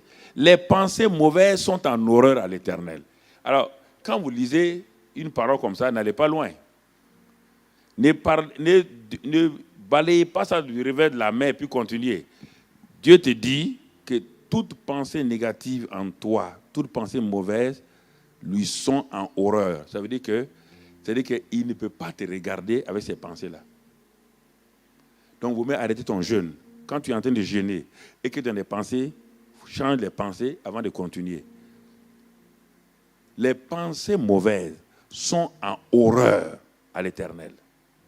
Allons dans Genèse 6 pour comprendre. Genèse 6. Qu'est-ce que cela veut dire? Genèse 6. Ne me dis pas comme... Ce n'est pas la loi, hein? Ça c'est des principes. Quand Dieu dit que quelque chose ne lui plaît pas, ce n'est pas une affaire de loi ou de la grâce. Non. Genèse 6. Regardons si ce que Salomon a dit ici, on le trouve déjà, la première apparition de ça, c'est dans Genèse 6, verset 5. L'Éternel vit que la méchanceté des hommes était grande sur la terre et que toutes les pensées de leur cœur se portaient chaque jour uniquement vers le mal. Donc, vous voyez, les pensées de leur cœur étaient des pensées d'horreur. Pourquoi? Ces pensées se portaient chaque jour uniquement vers le mal. Regarde maintenant la réaction. Toute action provoque une réaction. Ce n'est pas Dieu qui le fait. C'est ton action qui provoque la réaction. Regarde, la Bible dit, l'Éternel se repentit d'avoir fait l'homme sur la terre et il fut affligé en son cœur. Bon, le reste du verset, on n'a pas marqué ça, 7. Bon. Et l'Éternel dit, j'exterminerai de la face de la terre l'homme que j'ai créé, etc., etc. Ce n'est pas Dieu qui a envoyé le déluge. Ce sont les pensées mauvaises des hommes qui ont créé leur propre déluge. Et écoute-moi, le déluge de ta vie, familiale ou autre, ne vient pas de Dieu ni du diable. Ça vient de tes pensées. Ce sont tes pensées qui attirent le déluge sur toi. Je peux te montrer de Genèse jusqu'à Apocalypse. Dieu n'a rien à faire. Dieu a présenté un jour un homme à Satan. Il s'appelle Job. Depuis longtemps, Dieu surveille Satan qui est en train de tourner autour d'un homme sur la terre. Il s'appelle Job. Et un jour, la Bible dit, en ce temps, Satan avait le droit d'aller vers le ciel. Maintenant, il n'a plus le droit à cause du sang de Jésus. Il ne peut plus accuser quelqu'un au ciel. Si quelqu'un te dit ça, il était un menteur. Dès que Jésus a amené son sang au ciel, il a purifié toute la rébellion satanique. Il a établi tout. Satan ne peut plus accuser quelqu'un. Il dit l'accusateur des frères est tombé. Il est venu sur la terre, il ne peut plus monter au ciel. Tu dis, j'étais là-bas. Ouais. Non, mais c'est ça. Vous ne comprenez pas les choses spirituelles. Les choses spirituelles, on n'a pas besoin que Paul a dit. Paul a dit, moi je suis quoi? Il ne m'appelle pas Paul, il m'appelle Mamadou Karambiri. J'ai la même dimension que Paul. Mais non, pourquoi vous êtes complexé comme ça là? Ou bien, le Saint-Esprit qui est en moi, hein? C'est un Saint-Esprit différentiel? Ou bien on l'a minimisé, on l'a compressé pour le mettre en moi? Vous n'arrivez pas à croire en vous-même. C'est-à-dire que vous croyez qu'il y a le nom de Paul. Il n'y a pas ton nom dans la Bible. On dit, nous sommes le temple de Dieu. Qui? Toi? Écoutez, frère, ne soyez pas complexés. Vous avez la même valeur que n'importe qui dans la Bible. Dites un peu plus fort Amen.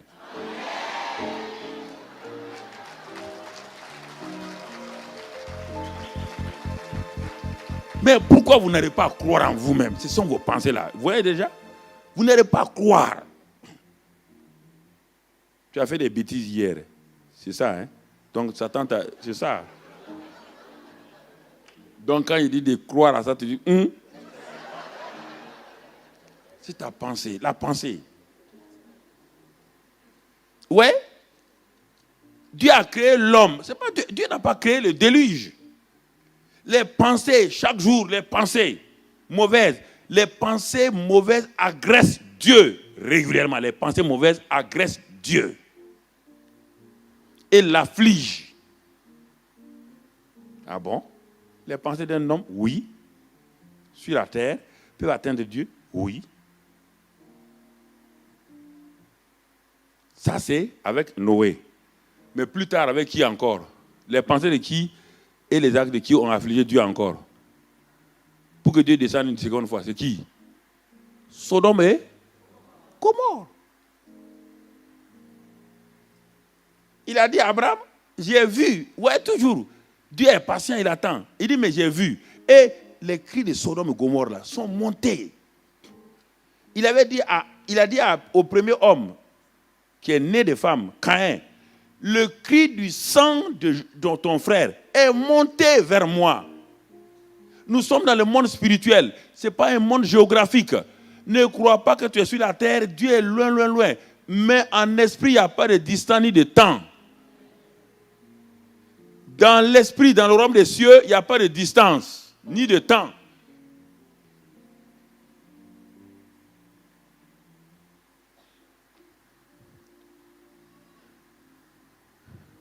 Les enfants de Castanou, ils ne vivent pas dans la même maison. Ou bien Castanou se trouve à Lyon et puis lui, il se trouve à Paris ici. C'est la même chose. Quand on parle au royaume des cieux, on ne parle pas de géographie. Le royaume des cieux, il n'y a pas de distance, il n'y a pas de temps. Dans le royaume des cieux est hors du temps. Il n'y a pas 24 heures, c'est hors du temps. C'est hors des distances. C'est pourquoi tu restes et tu parles tout de suite. Dès que tu as fini, avant que tu finisses de parler, Dieu t'a déjà exaucé. S'il y avait une distance, il fallait 3 jours avant qu'il réponde. Il n'y a pas ça, frère. Il faut enlever cette mentalité-là. Ça n'existait pas. Dans le royaume des cieux, ça n'existait pas. Dans le monde géographique, ça existe, le temps.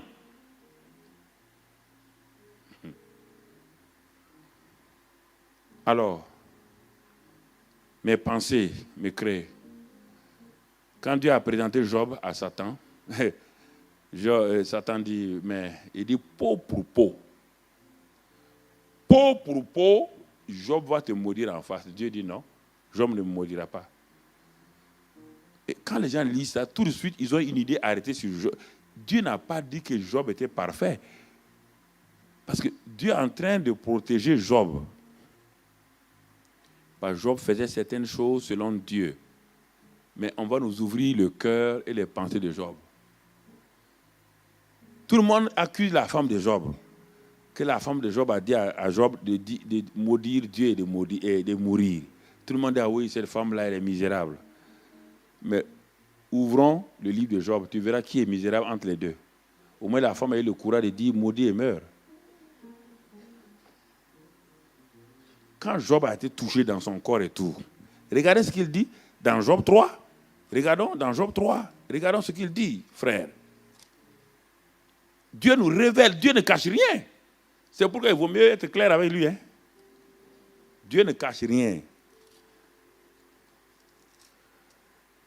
Après cela, Job ouvrit. Après qu'il ait dit à sa femme de se taire, il ouvrit la bouche et maudit le jour de sa naissance. Alors, où est le Job parfait là? Il a maudit le jour de sa naissance. Ce n'est pas fini. Il prit la parole et dit, périsse le jour où je suis né et la nuit qui dit un enfant mal est conçu. Il est en train de parler de qui? L'enfant mal est conçu par qui? Par des brebis? Par des moutons? L'enfant mal c'est qui? C'est lui-même, non? Oui ou non? Il a été conçu par qui? Son père et ça? Il dit, périsse la nuit où papa et maman sont allés ensemble pour que moi je sois conçu. Est-ce que c'est un homme correct ça? Vous dites Job. Vous l'admirez, dit Job. Un ignorant comme ça, vous l'admirez. Quelqu'un qui va dire que maudit le jour où mon père et ma mère sont allés ensemble pour que moi je sois conçu. Regardez ensuite, c'est pas fini. Il continue. Et il parle. Au verset 25, il dit maintenant ce que je crains, c'est ce qui m'arrive. Ce qu'il craint où? Dans ses pensées. Ce qu'il craignait là, Dieu nous révèle. Ce que je crains, c'est ce qui m'arrive. Ce que je redoute, c'est ce qui m'atteint. Je n'ai ni tranquillité, ni paix, ni repos. Et le trouble s'est emparé de moi. Ce que je crains, c'est ce qui m'arrive.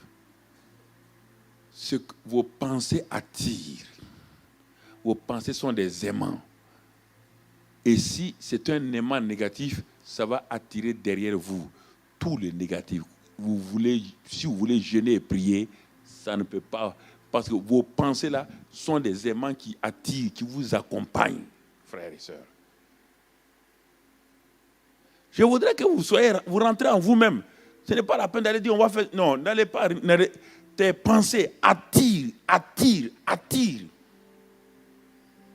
Les pensées de ces hommes-là ont attiré le déluge. Les pensées de Job ont attiré tout ce qui lui est arrivé. Tout ce qui lui est arrivé.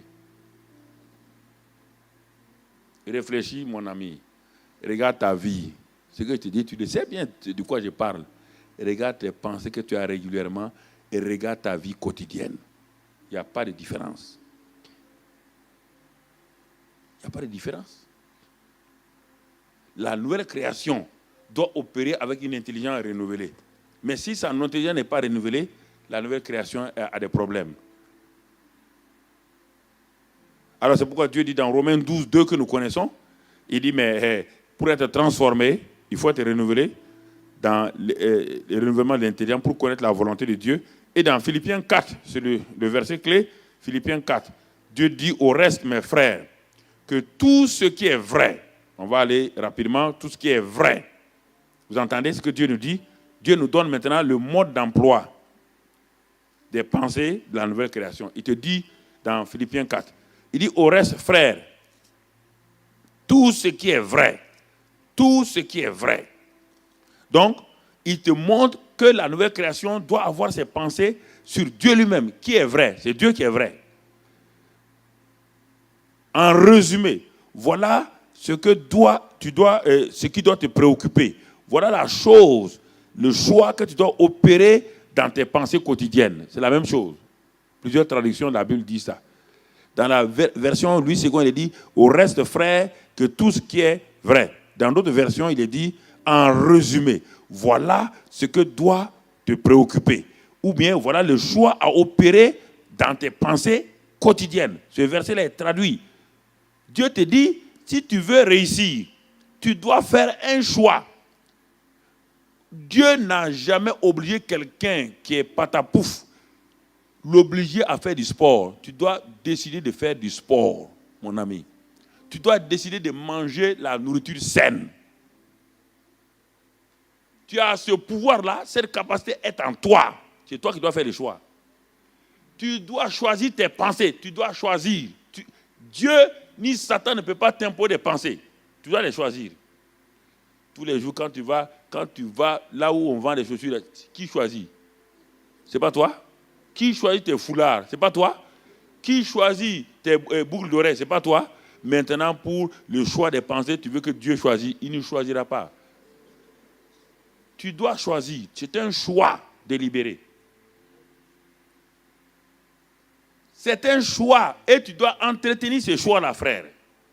N'essayons pas de culpabiliser Dieu, il est inculpabilisable. On ne peut pas le culpabiliser. Il ne faut pas dire à Dieu, mais c'est ta faute. Dieu n'a jamais fait de faute, c'est toi qui dois choisir. Tous les jours, tu fais des choix, oui ou non?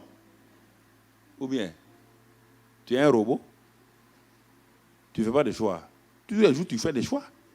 Fais des choix. Dieu te dit ici, mon frère, ce qui est vrai là. Donc, si tu ne choisis pas ce qui est vrai, tu choisis ce qui est faux. Ta vie va te conduire où? Dans le faux. Il ne faut pas être mathématicien pour ça. Et ce n'est pas fini. Ce n'est pas de l'amusement. Jeunes gens, écoutez-moi, ce n'est pas de l'amusement. C'est ce qui fait le drame des chrétiens. Ce qui fait des échecs. Ce qui fait des scandales. On est étonné. Ce qui fait les scandales. Ce qui est honorable. Soit l'objet de tes pensées. Honorable. Ce qui est honorable là. Et ensuite, tout ce qui est juste. Tout ce qui est pur.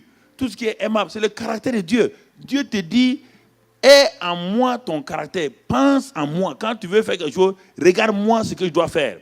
Quand tu vois le mensonge, ça c'est le caractère de Satan. Tu vois la vérité, ça c'est le caractère de Dieu. Pense à mon caractère, laisse tomber le caractère de Satan. Parce que si tu penses aux pensées de Satan, tu deviendras comme lui. Ce qui est vertueux et digne de louange soit l'objet de vos pensées. Et dit, verset 9, ce que vous avez appris, reçu, entendu de moi, et ce que vous avez vu en moi, pratiquez-le. Et, conjonction de coordination qui est la résultante, le Dieu de paix sera avec vous. Il ne sera pas avec vous. Tu as beau dire que Dieu est en moi, il est non. Eh mon frère, tu vas t'arrêter ici. Dieu est capable. Il dit, je ne suis pas capable. Laisse-moi tranquille, je ne suis pas capable. Laisse-moi tranquille. Tu es en train de chanter? Il y a des chrétiens, leur seule victoire, c'est quand on chante la victoire à l'église. La seule victoire de leur vie, c'est ça. La seule victoire de beaucoup de chrétiens, c'est quand ils chantent ici. La seule victoire. Satan dit, laisse-les chanter. Attendez-les à la porte. Attends-les à la porte. Laisse-les chanter. Ils n'ont qu'à faire ce qu'ils veulent. Quand ils s'arrêtent, terrasser, terrasser. Satan, il dit, ok, laisse-le me terrasser ici. Puis que ça lui plaît, il veut se tromper lui-même. Laisse-le me terrasser. Quand il va sortir là, amène son mari qui n'est pas venu à la réunion. Fais asseoir son mari avec des yeux gluants. quand elle va arriver, terrasse là, net là-bas. Dès que tu arrives à la maison, le mari dit, alors, c'est maintenant qu'on rentre. Voilà, tu es terrassé maintenant.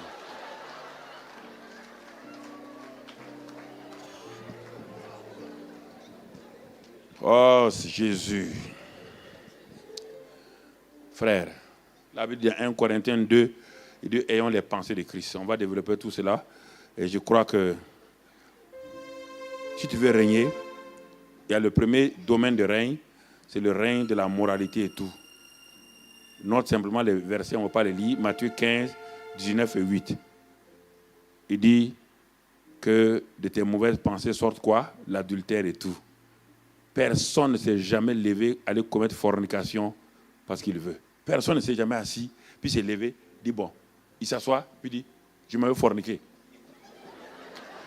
Non, jamais. Il a fait quoi?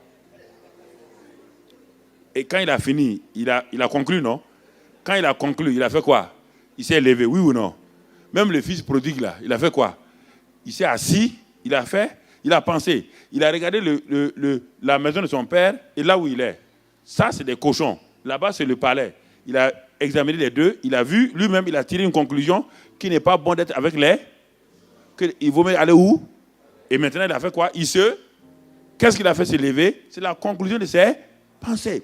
Mais il parlait avec qui? Il parlait avec les cochons. Quand il a dit « je me lèverai », il parlait à qui? Donc, il conversait avec qui? Quand j'ai commencé, tu as dit que tu as voulu penser que je mens. Tu as vu? Il conversait avec qui? Avec lui-même. Et quand il a conclu sa conversion, il s'est levé. Ce sont vos pensées qui vont vous faire agir. Donc, que ce soit pour la santé, on va le voir demain, après-demain, la santé. Pourquoi tu es malade? Parce que tous les jours, tes pensées sont sur « Ah, ma mère est morte de cette maladie-là, je vais finir comme ça. » Non, tu ne mourras pas comme ta mère. La nouvelle création ne meurt pas comme ça. La nouvelle création ne meurt pas comme un misérable, mon ami. La nouvelle création peut souffrir. Oui, la nouvelle création souffre. Mais elle ne peut pas finir misérablement. Au niveau professionnel, c'est la même chose. Au niveau professionnel, c'est la même chose. Combien de chrétiens ont beaucoup de choses au niveau professionnel, mais ne règnent pas? Tout le temps des employés. Tout le temps. Même là encore, ils ne sont pas des employés qui arrivent à réussir. Il y a trop de gens bien instruits, mais il y a peu de gens grands penseurs. Jésus était un grand penseur. Paul était un grand penseur. Tu dois être un grand penseur. L'instruction va te donner une bonne position professionnelle, mais ce n'est pas sûr que tu vas réussir dans ta vie. Ce n'est pas sûr que tu vas réussir. Donc c'est pourquoi aie des pensées. Il y a des pensées lumineuses qui viennent en toi. Sam Walton, celui qui a fait le Walmart dans le monde, tout le monde avait dit à son temps qu'il est impossible qu'une ville de 50 000 habitants puisse faire, faire durer à long terme des magasins à bas prix comme les Walmart. Il s'est assis, Sam Walton, il est un chrétien, il s'est assis, il dit non. Il dit non, lui il va faire des magasins pour... Il dit mais comment ça? Les gens ont dit comment? Il dit mais attendez, je vais les placer dans des carrefours. Si vous avez dit qu'une ville de 50 000 habitants ne peut pas faire vivre un supermarché à bas prix, je vais les mettre dans des carrefours. Qu'est-ce qu'il a fait? Un village de 50 000 ici, un autre village de 50 000, il a planté au milieu, en pleine brousse. C'est pourquoi la plupart de tout le monde les limite maintenant. On peut mettre des supermarchés en dehors de la ville, dans des carrefours où il y a plusieurs villes et villages. C'est ça qu'il a fait, il a réussi. Le jeune homme qui a fait FedEx, avec tous les avions dans le monde aujourd'hui, il était dans une classe de management, marketing. Et le professeur a dit aujourd'hui, devoir, travaux pratiques. Dites-moi, qu'est-ce que vous voulez faire dans votre futur? Tous les autres ont dit ce qu'on fait tous les jours. Ne faites pas comme tout le monde. Il a dit non, il s'est assis, il a dit non, une idée est venue. Il dit je vais prendre le courrier de Los Angeles et de New York. Le même jour, je vais l'amener à Los Angeles. le professeur a mis dessus barré. Il dit ambitieux. Mais il a réfléchi quoi? Quand il est 5 heures du matin à New York, il est quelle heure à Los Angeles? Il y a au moins 5 heures de différence. Alors, on peut, donc ces 5 heures différentes, là, si tu cumules le tout, ça fait un long temps. Le courrier qui quitte le soir à Los Angeles va arriver presque le matin de bonne heure à l'autre côté. Alors, il a réussi. Aujourd'hui, il a des avions partout, même quand vous voyez partout, FedEx, Federal Express. Il a des avions partout. Si tu veux être milliardaire et que tu es déjà millionnaire, tu dois fréquenter qui? Si tu continues à être avec les millionnaires, tu seras milliardaire? Pas les millionnaires sont déjà arrivés à leur terme, oui ou non? Ils connaissent toutes les techniques pour être millionnaire. Si tu veux être milliardaire, tu dois quitter de temps en temps les millionnaires pour aller causer avec qui? Les milliardaires. Et tu auras des nouvelles idées. Et quand tu as des nouvelles idées, tu vas sortir de la masse des millionnaires. Tu deviens le prochain milliardaire. C'est ça la nouvelle création. Si tu marches avec des gens misérables, médiocres, dans la nouvelle, ils parlent seulement de nouvelle création, mais il n'y a rien qui change. Cherche quelqu'un, colle-toi à lui. Un homme qui s'est opéré dans la nouvelle création, il y en a plein, et marche avec lui. Et tu verras que tu vas sortir de la médiocrité et la nouvelle création sera une réalité. Le reste, on verra demain. Que Dieu te bénisse.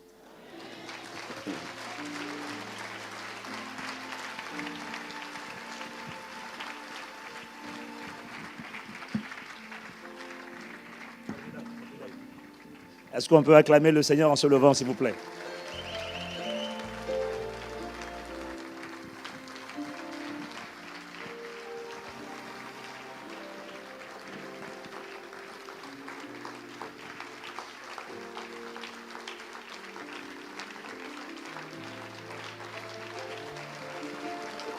Aïe, aïe, aïe, aïe, aïe, aïe, aïe.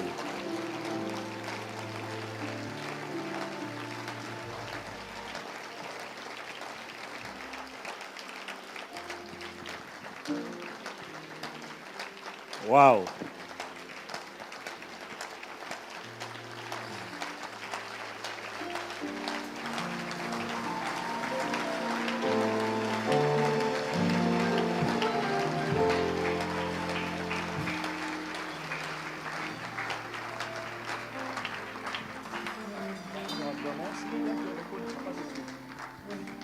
Pourquoi-nous juste incliner la tête et dire au Seigneur merci, vraiment d'un cœur reconnaissant. Merci Seigneur, merci pour ta parole. Même si le séminaire s'arrêtait là, je crois vraiment que tout aurait déjà été dit. Parce que ce qui a été dit, c'est tellement l'essentiel et le fondement de tout. Et que si ça, ce n'est pas assimilé, tout le reste, nous ne pourrons pas l'assimiler. Si le système de pensée ne change pas. Alors inclinons la tête avant de nous séparer. Et vraiment, et comme je le redis aussi à un personne chrétien, ça fait partie de notre système de pensée. Il ne faut pas entendre ce genre de choses et ne pas avoir envie de dire merci au Seigneur. En priant, en chantant, en adorant. Et pour celui qui est là à cœur également, en faisant une offrande. Après toutes les soirées, c'est toujours comme ça que nous faisons. Les placeurs se tiennent à votre disposition, devant et derrière. Si vous voulez, avant de partir, marquer votre gratitude envers Dieu par une offrande d'action de grâce. Mais on va juste incliner la tête et dire vraiment, Seigneur, franchement. En même temps, quelqu'un pourrait dire comme moi, je le savais déjà, mais vous savez. Vraiment, Seigneur, merci. Mais accorde-nous juste vraiment la grâce de comprendre. La grâce d'accepter. D'accepter le fait que Dieu n'est pas le problème. D'accepter le fait que le diable n'est pas le problème. D'accepter le fait que mon passé n'est pas le problème. D'accepter le fait que ce que j'ai enduré, vécu dans le passé n'est pas le problème. D'accepter que le mal qu'on m'a fait n'est pas le problème. Mais reconnaître, Seigneur, que le véritable problème, c'est mon système de pensée. C'est ma capacité à accepter ce que tu dis. Parce qu'un autre système de pensée m'empêche de recevoir la pensée de Dieu. Aujourd'hui, tu nous as encore rappelé à l'ordre et aujourd'hui, tu nous as encore resignifié que Seigneur, non, ton bras n'est pas trop court pour sauver, ni ton oreille trop dure pour entendre, mais le problème, il vient de nous véritablement. Alors aujourd'hui, nous avons vraiment envie de crier à toi et de dire, Seigneur, avant d'aller plus loin, Accorde-nous la grâce de faire une pause, de prendre un rendez-vous avec nous-mêmes et de venir, Seigneur, devant toi, avec nous-mêmes, avec nos propres pensées, et d'assujettir ces pensées, de renverser les raisonnements, de faire un inventaire des raisonnements, des pensées, des systèmes de pensée, des forteresses qui s'opposent à la connaissance de Christ, à l'obéissance à Christ, et de les renverser, de les soumettre. Accorde-nous la grâce de prendre rendez-vous avec nous-mêmes afin de ramener d'abord nos pensées captives, prisonnières à l'obéissance à Christ. Accorde-nous la grâce de réaliser que nous avons les armes, nous ne sommes pas démunis, nous ne sommes pas, Seigneur, nous ne sommes pas vulnérables, non, nous avons les armes en main, nous avons les atouts, Seigneur, et que tu es là pour nous aider, mais accorde-nous la grâce de recevoir ta parole dans nos cœurs. Là où tu dis une chose, accorde-nous la grâce de l'accepter. De cesser de négocier, de cesser de discuter, de cesser de contester, de cesser de questionner ce que tu as dit. Accorde-nous la grâce comme des enfants de recevoir la parole du royaume. Oh, nous te supplions. Au-delà de ce que nous pouvons même là dire ce soir, aide-nous. Il y a des soupirs inexprimables, il y a des pensées au plus profond de nous. Plus d'une personne te dit, aide-moi. Aide-moi à vaincre dans le domaine des pensées. Aide-moi, Seigneur, à penser les pensées de Dieu, les pensées de Christ, la pensée de la nouvelle création, la pensée renouvelée, la pensée divine. Aide-nous, aide-moi. Plus d'une personne t'adresse cette supplication en disant, aide-moi, je veux y arriver et je vais y arriver parce que je n'ai pas le choix, parce que tu entends la prière des justes et que tu exauces. Et que tu as compassion. Par le Saint-Esprit, aide-nous. Bombarde-nous de ta parole, de tes pensées. Et accorde-nous la grâce de réaliser qu'en fait, tu envoies ta parole parce que le but final, c'est de véhiculer, de faire asseoir en nous la pensée de Christ qui se cache dans la parole de Christ. Alors, Seigneur, aide-nous. Avant d'arriver à demain soir, accorde-nous la grâce de faire la paix avec nous-mêmes. Et d'être honnête avec nous-mêmes. Et là où ce ne sont pas les pensées de Christ qui prévalent en nous, Seigneur, par le Saint-Esprit qui est en nous, aide-nous à assujettir nos pensées et à les ramener captives à ton obéissance. Merci de ce que tu as compassion, merci de ce que tu entends, ces supplications, et merci de ce que là où les manquements avaient abondé, la grâce de Dieu surabonde et nous rencontre.